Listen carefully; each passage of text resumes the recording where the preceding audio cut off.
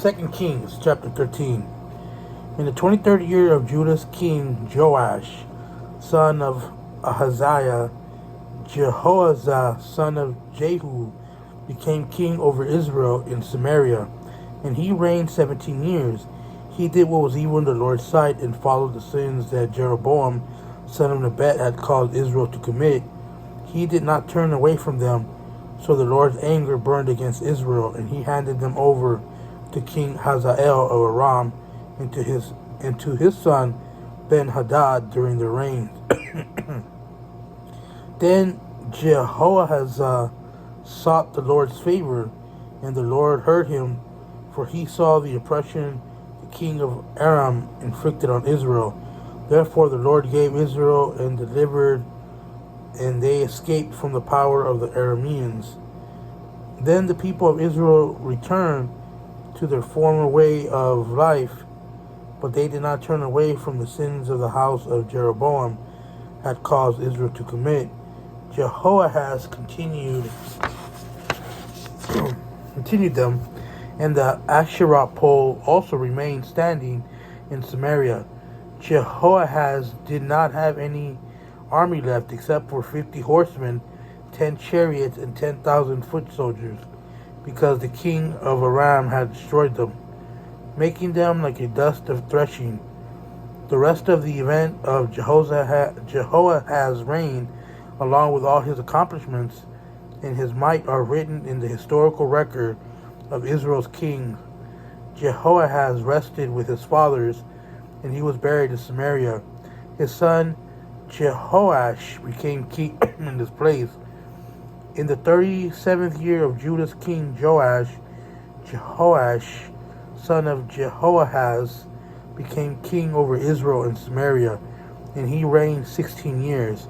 He did what was evil in the Lord's sight. He did not turn away from all the sins that Jeroboam, son of Nebat, had caused Israel to commit, but he continued them.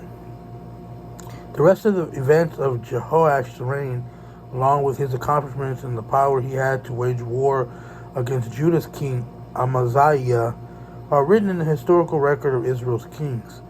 Jehoash rested with his fathers, and Jeroboam sat on his throne. Jehoash was buried in Samaria with the kings of Israel.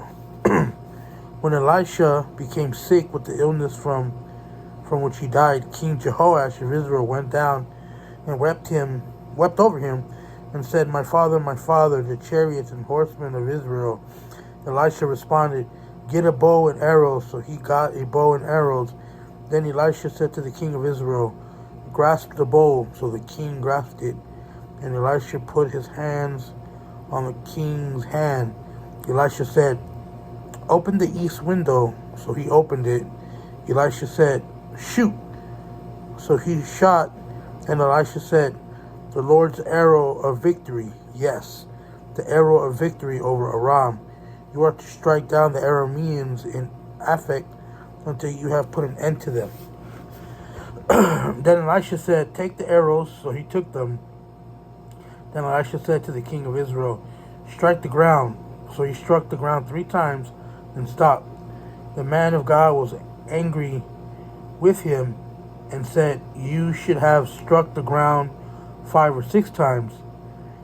Then you would have struck down Aram until you had put them to the end. But now you will strike down Aram only 3 times. Then Elisha died and was buried. Now Moabite raiders used to come into the land in the spring of the year.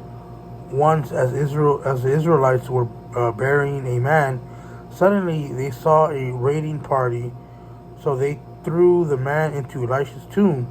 When he touched Elisha's bones, the man revived and stood up. King Hazael of Aram oppressed Israel throughout the reign of Jehoahaz, but the Lord was gracious to them, had compassion on them, and turned toward them because of his covenant with Abraham, Isaac, and Jacob. He was not willing to destroy them. Even now he has not banished them from his presence. King Hazael of Aram died, and his son Ben-Hadad became king in his place. Then Jehoash, son of Jehoahaz, took back from Ben-Hadad, son of Hazael, the cities that Hazael had taken in war from Jehoash's father Jehoahaz. Jehoash defeated Ben-Hadad 3 times and recovered the cities of Israel.